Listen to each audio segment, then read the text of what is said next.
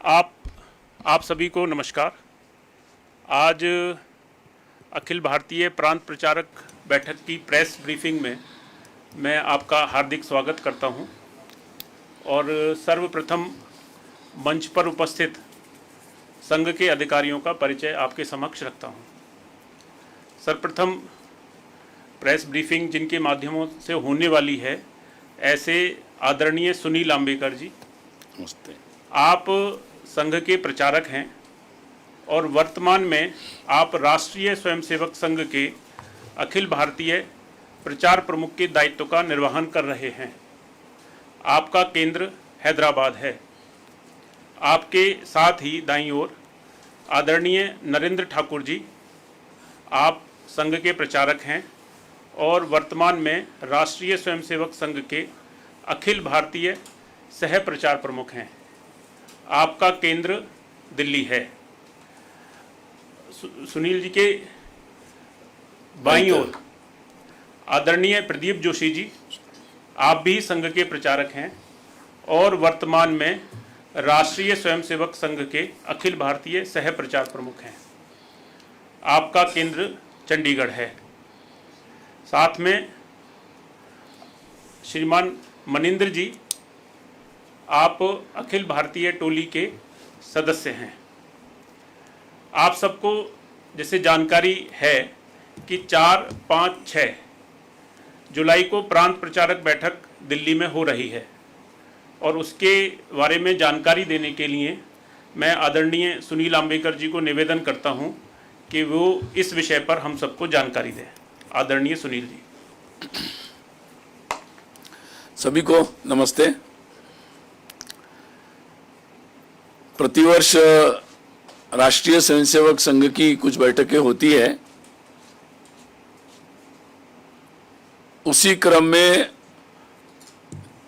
आगामी कल से 4, 5 और 6 जुलाई को प्रांत प्रचारक बैठक का आयोजन हो रहा है। ये बैठक अखिल भारतीय बैठक है और पूरे देश भर से संघ की जो प्रांत की रचना है, जिसमें 46 प्रांत होते हैं, उस सभी प्रांतों के प्रांत प्रचारक सह प्रचारक इसमें आते हैं। बैठक में मुख्यतः संगठनात्मक चर्चा होती है।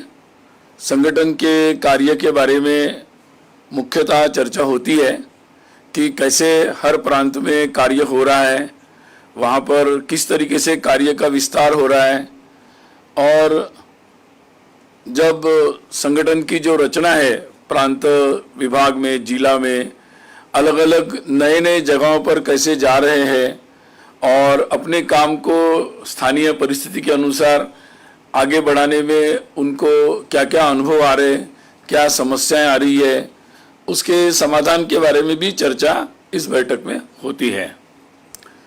और इस बैठक में स्वाभाविक ही अपने परम पूजनीय सरसंघ चालक जी डॉक्टर मोहन जी भागवत और माननीय सरकार व दत्तात्रेय होसबले जी, उनकी मुख्य उपस्थिति होती है और उनका मार्गदर्शन सभी प्रांत प्रचारक सह प्रांत प्रचारक सभी को प्राप्त होता है। और इस दृष्टि से सभी जो संघ के कार्य विभाग है, तो संघ के कार्य की दृष्टि से तो उस संदर्भ में भी जो सारे विषय होते हैं तो उनके बारे में भी चर्चा होती है, क्योंकि संघ के कार्य विभाग के जो विषय होते हैं, जैसे बौद्धिक कार्यक्रम पूरे वर्ष भर देश भर में सर शाखा में चलता है और संघ की शाखाओं पर शारीरिक कार्यक्रम भी होते हैं, तो उन सब के बारे में जो भी सुझाव आते हैं, फिर उसमें जो भी बदलाव होते हैं, उनकी चर्चा भी प्रांत प्रचारक सब लोग यहाँ इस बैठक में करते हैं। स्वाभाविक ही इन चर्चाओं के साथ फिर कार्य विभागों के प्रमुख रहते हैं, तो उसमें जो भी बदलाव होंगे उसकी भी चर्चा उनके साथ होती रहती है समय समय पर। अभी विशेषकर जब जुलाई में सभी इस बैठक के लिए आते हैं, तो वो संघ के जो प्रशिक्षण वर्ग है उनको पूर्ण करके आते हैं।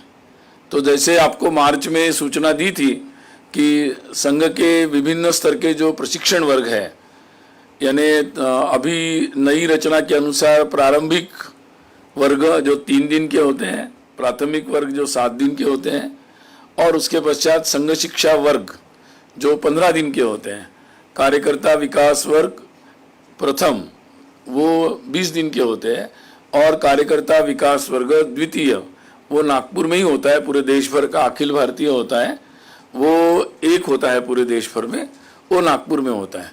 तो लगभग इस वर्ष ऐसे सारे जो वर्ग है तो 100 वर्ग का आयोजन इस वर्ष संपन्न हो चुका है।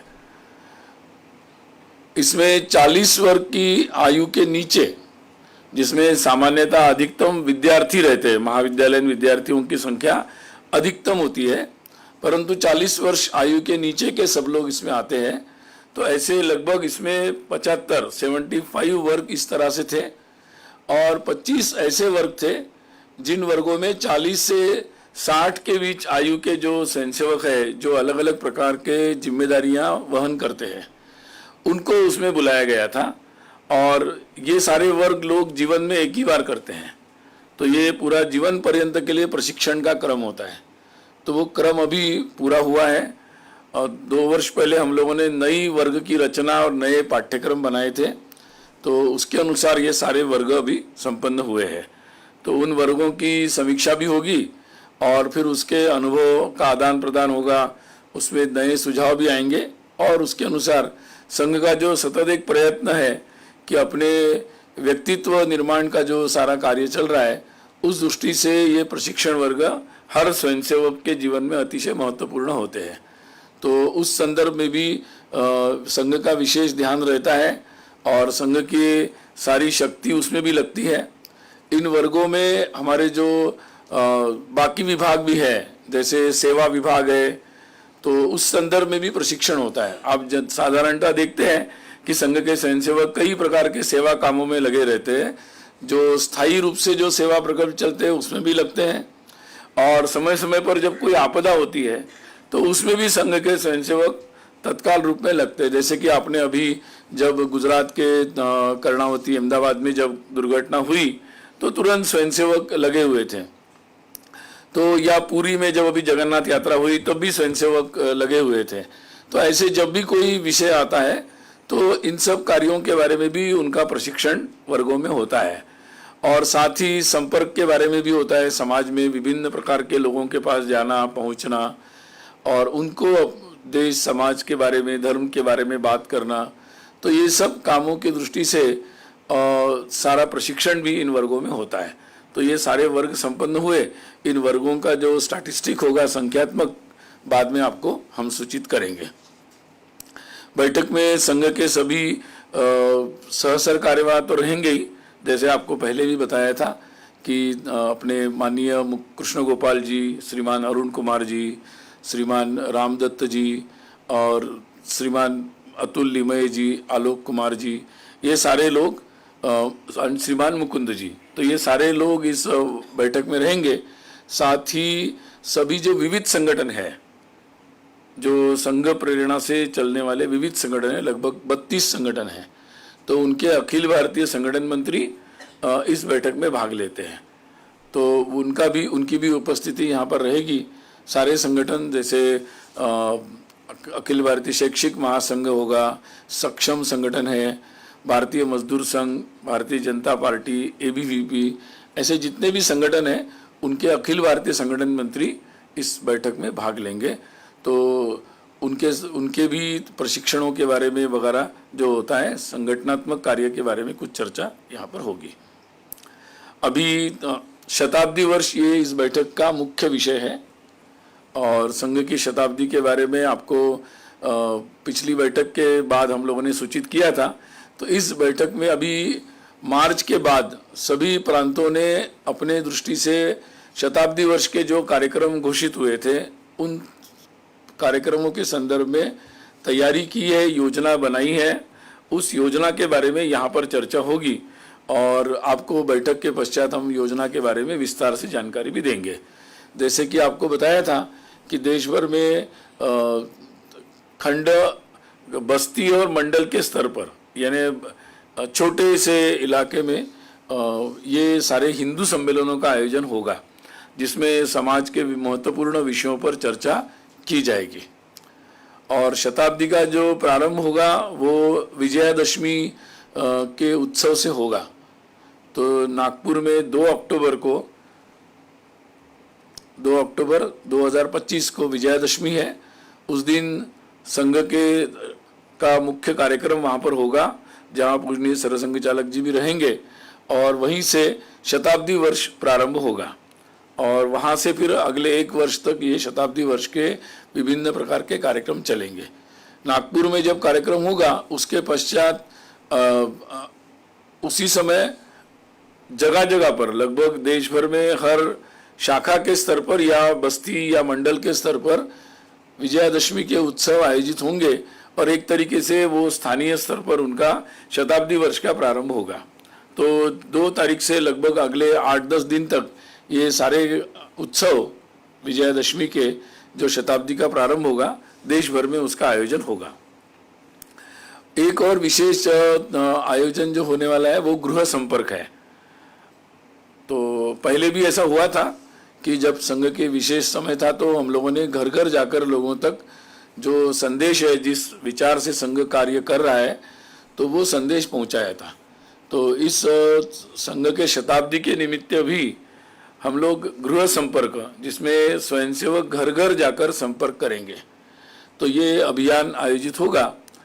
और जिस अभियान में हर शाखा से स्वयंसेवक निकलकर, तो सामान्यतः नवंबर के बाद प्रांत अपनी अपनी सुविधा से ये लगभग 20 दिन का ये आयोजन होगा, 21 दिन का, जिसमें ये गृह संपर्क किया जाएगा और जिसमें स्वयंसेवक एक संघ का कुछ सामग्री लेकर जाएंगे, साहित्य, और घर घर में जाकर लोगों से वार्ता करेंगे। तो ये एक पूरा आयोजन होने वाला है।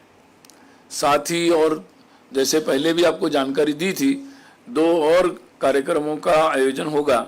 एक है सामाजिक सद्भाव बैठकें। इनका आयोजन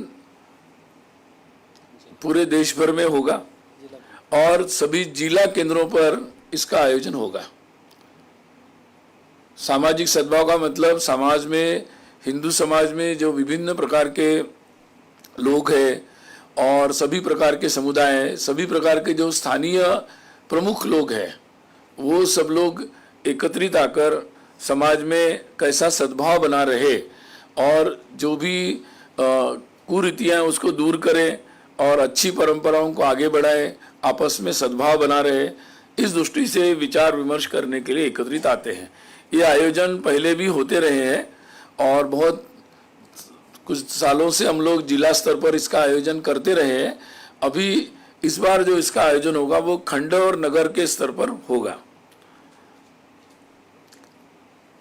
साथ ही और एक कार्यक्रम का आयोजन होगा जिसमें प्रमुख नागरिक गोष्ठी, यानी समाज में जो अलग विभिन्न प्रोफेशंस में या समाज में जो प्रमुख लोग हैं और जिनके साथ जो वर्तमान में जितने सारे विषय चर्चा में आते हैं, राष्ट्र के हित में, समाज के हित में और हिंदुत्व के संदर्भ में, तो उन सब विषयों पर और जो आगामी भारत की जो चर्चा हो रही है कि किस तरीके से हमारा देश आगे बढ़े और उसमें सबका सहभाग हो, तो ऐसे प्रमुख विषयों पर चर्चा करने के लिए सभी जिलाओं केंद्रों पर, सभी जिलाओं में ऐसी गोष्ठियों का आयोजन होगा।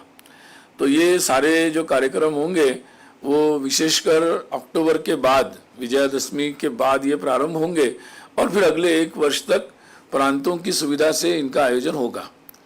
विशेषकर युवाओं के लिए ऐसे विशेष कार्यक्रमों का आयोजन होगा। जिला के स्तर पर सामान्यतः ऐसी योजना है, परंतु जैसे उसकी विस्तृत योजना बनेगी आपको बताएंगे। परंतु युवाओं के लिए विशेष शताब्दी के निमित्त तो एक तरीके से वो विशेष आउटरीच होगा और जिसके माध्यम से युवाओं तक ये चर्चाएं पहुंचाई जाएगी, उनका सहभाग किया जाएगा। तो ये विशेष शताब्दी के दृष्टि से कार्यक्रमों का आयोजन होने वाला है। इसके संदर्भ में प्रांतों ने अपनी अपनी योजनाओं पर विचार किया है और उस संदर्भ में यहाँ पर सभी मिलकर अपनी बात भी बताएंगे और उस पर चर्चा होगी, तो बाद में आपको इसके बारे में सूचित करेंगे। बाकी जैसे हर वर्ष होता है कि इस वर्ष शताब्दी के बहुत सारे कार्यक्रम हैं, तो उस दृष्टि से विशेषकर पूजनीय सरसंघ चालक जी का जो प्रवास होता है अलग अलग कार्यक्रमों के निमित्त, संगठन दृष्टि से भी प्रांतशाह प्रवास होता है, तो उसकी जरा विशेष योजना इन कार्यक्रमों को ध्यान में रखकर की जाएगी और उसकी भी चर्चा यहाँ पर होगी और उसकी निश्चिति साल भर की उनके यात्रा की हो जाएगी। विशेष संवाद कार्यक्रम पूजनीय सरसंघ चालक जी के साथ 4 शहरों में आयोजित होने वाला है।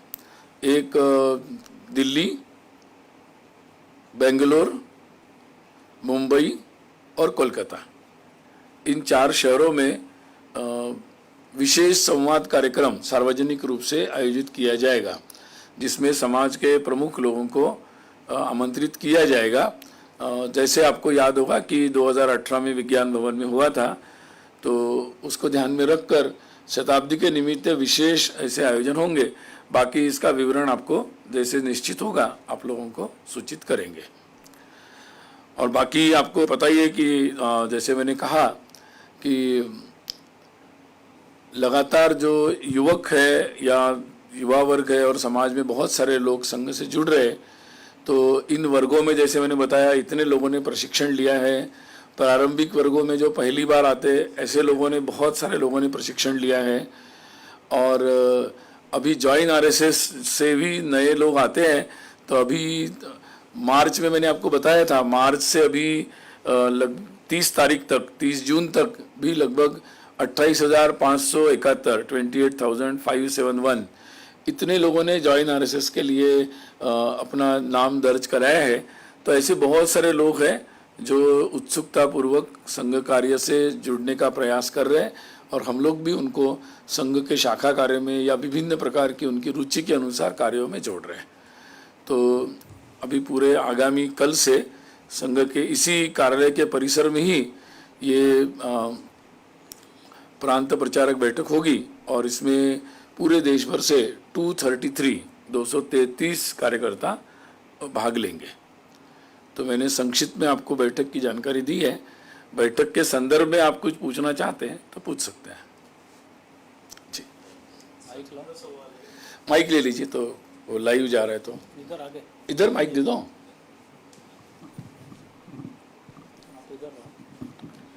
सर, इसमें आपने बताया कि देश भर में शताब्दी वर्ष समारोह के कार्यक्रम चलेंगे, मनाए जाएंगे और इसमें सामाजिक सद्भाव वाले जो कार्यक्रम भी आप हाथ में ले रहे हैं।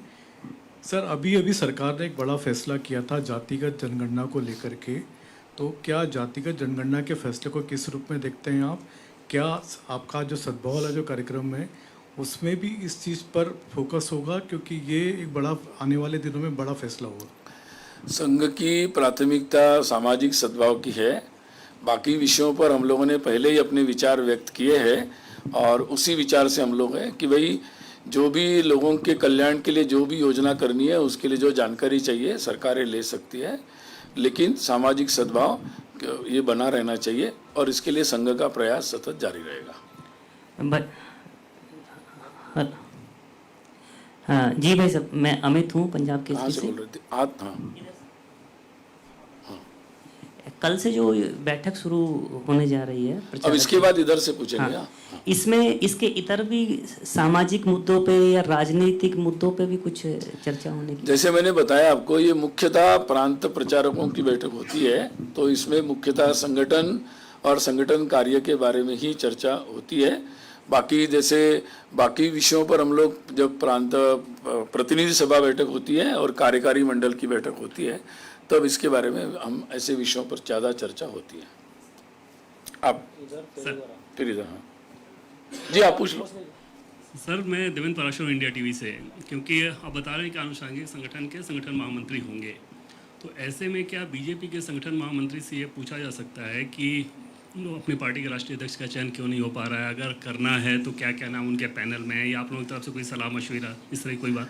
ऐसी कोई चर्चा यहाँ पर नहीं होती बैठक में। हाँ सर, मैं पूनम पांडे हूँ नवभारत टाइम्स से।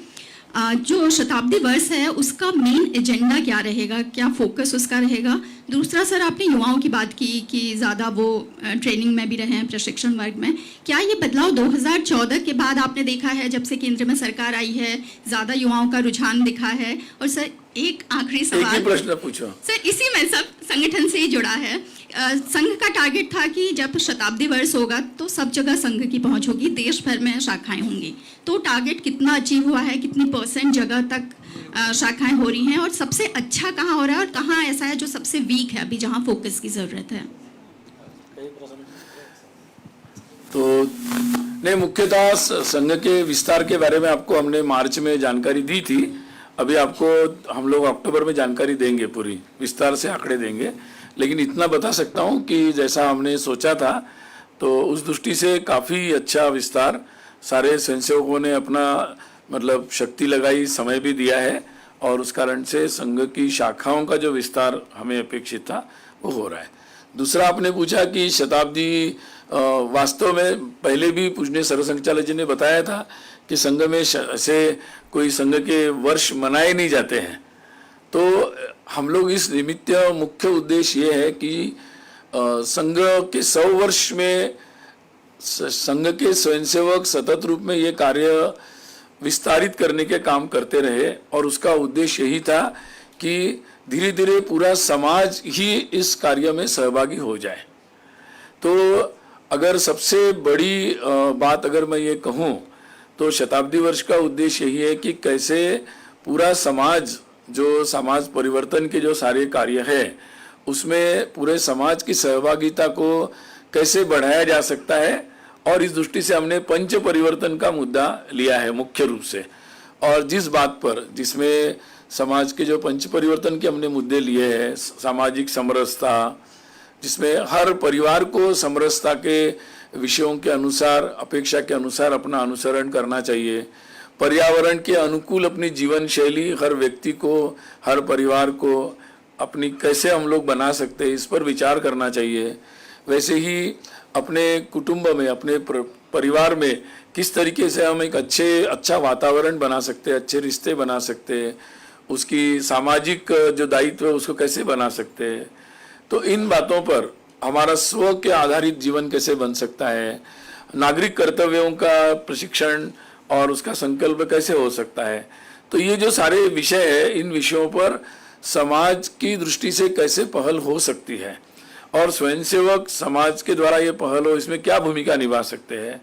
तो इस बात को ही आगे बढ़ाने के उद्देश्य से विशेषकर ये सारे कार्यक्रम हैं, जिसमें पूरे जितने भी आउटरीच होगा, जितना भी लोगों के पास हम जाएंगे ग्राउंड लेवल पर, उसमें इन विषयों पर बात होगी और इन बातों को प्रोत्साहित करने का प्रयास होगा। युवाओं का, मुझे लगता है युवाओं का ऐसा कि संघ तो शुरू ही युवाओं से हुआ। यानी डॉक्टर साहब जो संघ के संस्थापक थे, उन्होंने जब संघ शुरू किया तो उनके साथ जो लोग थे वो सारे युवा ही थे। तो संघ तो हमेशा ही युवाओं का ही संगठन है, और बहुत सारे युवाओं के साथ जुड़ने का एक नित्य प्रयत्न होता है, और युवा भी नित्य रूप से संघ से जुड़ने के उत्साह में रहते हैं और जुड़ते रहते हैं। मेरा नाम विकास चंद्र है, न्यूज नेशन चैनल से। मेरा सवाल है कि इस बैठक में सभी वरिष्ठ और प्रमुख पदाधिकारी और अधिकारी मौजूद रहेंगे। इधर कुछ वर्षों से देखा जा रहा है कि संघ के ऊपर राजनीतिक टीका टिप्पणी बहुत होती है, तो क्या इसमें इस पर भी विचार होगा, और क्या संघ के लिए चिंता का विषय है कि जिस तरीके से राजनीतिक जगत के लोग अब घसीटते हैं संघ को? सर, इसमें इसको जोड़ते हुए ये देखा जा रहा है कर्नाटका की तरफ से बहुत अटैक हो रहा है संघ पर। प्रियांक खड़गे हैं, मल्लिकार्जुन खड़गे के बेटे, मिनिस्टर भी हैं कर्नाटका सरकार में। उन्होंने कहा है कि अगर हम सत्ता में आते हैं संघ को बैन कर देंगे। कांग्रेस की सबसे बड़ी गलती थी संघ से बैन हटाना, और कैंसर से संघ को इक्वेट कर दिया है। किस तरीके से इन बयानों को देख रहे हैं आप? देखिए, संघ एक सामाजिक संगठन है, और हम सब टीका टिप्पणी के साथ ही समाज से बहुत बड़ा वर्ग है जिसको ये विषय संघ के साथ वो जुड़ रहे हैं, संघ का समर्थन कर रहे हैं, और संघ ने जो सकारात्मक विषय उठाए हैं, एक समाज परिवर्तन के, देश को, राष्ट्र को आगे बढ़ाने के, देश के स्वाभिमान के, इन विषयों के साथ बहुतायत लोग इससे जुड़ रहे हैं, इसका समर्थन भी कर रहे हैं। और मुझे लगता है कि हम अपने काम को निश्चित रूप से जो लोगों का समर्थन मिल रहा है, उससे लोग इस बात को कैसे देखते हैं या संघ को कैसे देखते हैं, इसके बारे में मुझे लगता है बहुत सारी बातें स्पष्ट हैं, और समय समय पर इन बातों पर हम जब आवश्यक होता है तो विचार करते रहते हैं। है। मैं टाइम्स नाउ नव भारत से हूँ। कांवड़ यात्रा को लेकर कई राज्य सरकारों की अपनी गाइडलाइंस है। बावजूद इसके ये देखा गया है कि कुछ लोग नाम छुपाकर, धर्म ना बताकर काम कर रहे हैं। और पहलगाम में जो आतंकी हमला हुआ था उससे इसकी तुलना की गई है कि भारतीय जनता पार्टी जो रूल सरकारें हैं वो भी धर्म पूछकर इस तरीके से कार्य कर रही हैं। इस पर संघ की क्या राय है, आप क्या सोचते हैं? मुझे लगता है कि आज का हमारा जो आयोजन है वो मैं केवल बैठक का ब्रीफ करने के लिए आया हूँ, तो आप लोग उसी पर सीमित रहेंगे तो ज़्यादा अच्छा रहेगा। बाकी मुझे लगता है कि देखिए, देश में धार्मिक आयोजन, हमारे देश में बहुत बड़े बड़े आयोजन होते हैं और बहुत सुचारू रूप से होते हैं। हमारे बहुत बड़े बड़े मंदिर है जिसमें लाखों लोग आते हैं, उनके भी आयोजन बहुत सुचारू रूप से होते हैं। बाकी प्रशासनिक मामले हैं, हमारे देश में न्याय व्यवस्था है, बहुत सारी व्यवस्थाएं हैं, तो मुझे लगता है कि पर्याप्त जगहें हैं इन सब बातों का विचार करने के लिए। बाकी सामाजिक स्तर पर सद्भाव बना रहे, इसके लिए हम सतत रूप में जमीन पर प्रयास करते रहते हैं। बस अभी मुझे लगता है कि सर मैं पर्याप्त हो गया। सर मैं बैठक का ब्रीफ है आज। जी बैठक से ही के संदर्भ में, बैठक से जोड़ के पूछेंगे।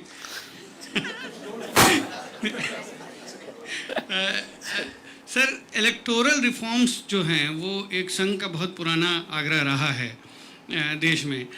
उसको लेकर एक अभियान चला है अभी बिहार में, जिसको लेकर काफ़ी राजनीतिक हलकों में चर्चा है कि जो इलेक्शन कमीशन ने जो अभियान चलाया है इलेक्टोरल रूल्स रिवीजन का, उसमें लोगों का कहना है कि बड़ा ही कम समय है और इसमें जो है वो जो गरीब है, जो दलित है, जो पिछड़ा है, वो बाहर हो जाएगा इससे, इस प्रक्रिया से। इस तरह से जिस तरह के कागजात मांगे जा रहे हैं, कुछ लोगों का ये भी कहना है ये तो पीछे के द्वार से जो है वो एनआरसी घुसाया जा रहा है।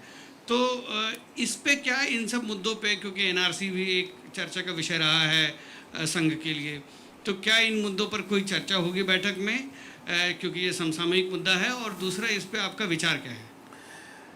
पहली बात तो ये है कि चुनाव आयोग जब भी कोई चुनाव आते हैं तो उनकी बहुत ही एक सामान्य सी प्रक्रिया है कि वो लोगों के, वो अपनी चुनाव की सूचियां स्पष्ट रूप से लोगों के सामने रखते हैं और उसके बाद जो भी लोगों की कंप्लेंट्स होती है या जो भी उसमें नाम जोड़ना होता है वो प्रक्रिया चलती है।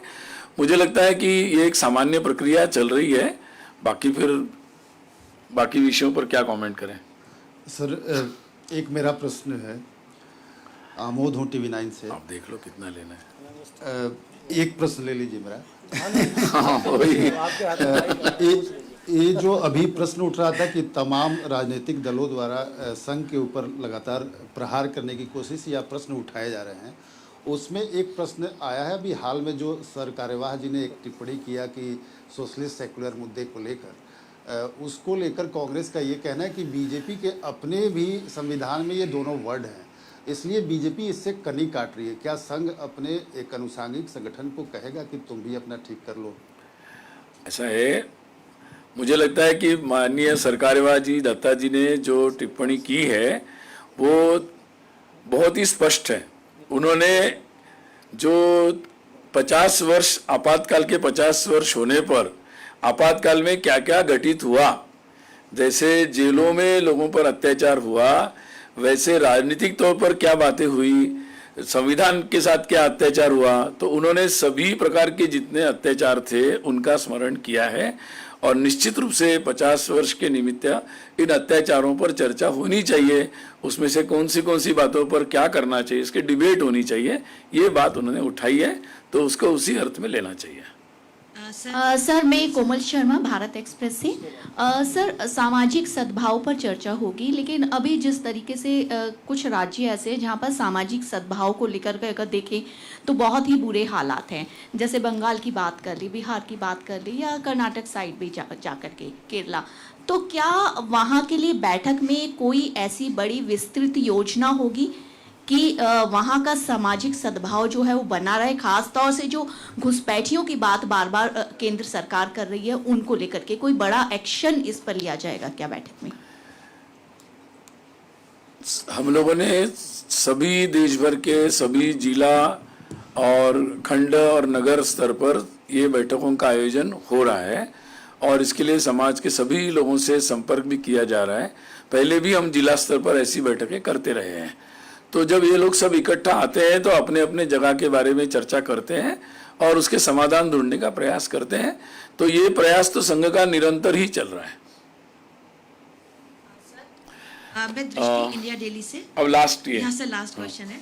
सर, आपने अभी कहा कि कई युवाओं को जोड़ने की प्रक्रिया चल रही है, तो अभी तक कितने और युवाओं को जोड़ा जाएगा उनकी स्किल डेवलपमेंट के लिए, यानी कौशल विकास के लिए संघ किस तरह के प्रयास कर रहा है? ऐसा है कि संघ के जो विभिन्न प्रकार के उपक्रम चलते हैं, जिसमें संघ के कई प्रकार के स्वयंसेवकों द्वारा सेवा प्रोजेक्ट चलते हैं, उसमें बहुत सारे स्किल के संदर्भ में भी है। अगर आप डिटेल जाएंगे तो आपको वेबसाइट पर भी मिल जाएगा आंकड़े। और अभी एक अभियान भी सारे संघ प्रेरित संगठनों ने मिलकर चलाया हुआ है, स्वावलंबी भारत अभियान, जिसके अंतर्गत इस प्रकार के नए एंटरप्राइजिंग जो करना चाहते हैं या उसके लिए उनको कुछ नई कुशलताएं चाहिए या नई जानकारियां चाहिए, तो उसके लिए भी वो जगह जगह पर ऐसे आयोजन कर रहे हैं। और जब ये आयोजन करता है ये अभियान, तो संघ स्वयंसेवक स्थानीय स्तर पर उसका सहयोग करते हैं। तो ये प्रक्रिया अभी चल रही है, काफी व्यापक है प्रक्रिया और लंबी है, चल रही है। थोड़ा बाद के लिए अभी बाद में करेंगे ना, मौका मिलेगा। सर, तमाम विपक्षी पार्टियां थोड़ी हमें बैठक भी करने दो। जो कहना था संविधान पे आपने कह दिया, लेकिन तमाम विपक्षी पार्टियां आरोप लगा रही है कि आपका जो स्ट्रक्चर है आरएसएस का, उसमें पिछड़ों और ओबीसी को जगह नहीं मिली है, इसलिए संविधान के ये दो शब्द आप बचा नहीं पा रहे हैं। देखिए, संघ एक देशव्यापी सामाजिक संगठन है और संघ राजनीतिक दल की तरह काम नहीं करता। तो संघ एक जमीनी स्तर पर ऑर्गेनिक तरीके से अपने कार्यकर्ताओं के द्वारा समाज से संपर्क करते हुए जाता है। तो संघ की प्रक्रिया में पूरा समाज ही हमारी दृष्टि में है और यही कारण है कि आज संघ का कार्य इतना देशव्यापी हो रहा है, देश के हर कोने में जा रहा है। तो मुझे लगता है कि ये राजनीतिक तौर पर ये प्रश्न चर्चा रहते संघ को स्पेयर कर दे। संघ अपने तरीके से समाज के हर वर्ग को जोड़ रहा है, हर तरह से लोग इसमें शामिल हो रहे हैं। तो उसी संघ को संघ के समाज दृष्टि से ही देखने से समझ में आ सकता है। धन्यवाद सबको, नमस्ते। आप सभी का पुनः धन्यवाद और निवेदन है कि अल्पाहार बाहर है, आप उसको लेकर ही जाएं। धन्यवाद।